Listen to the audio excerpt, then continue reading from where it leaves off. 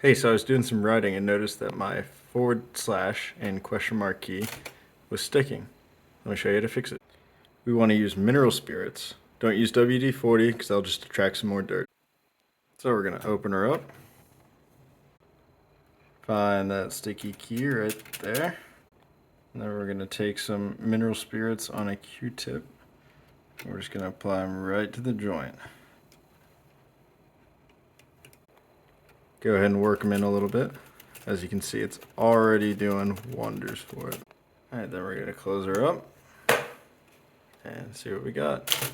Let me give her a good shift.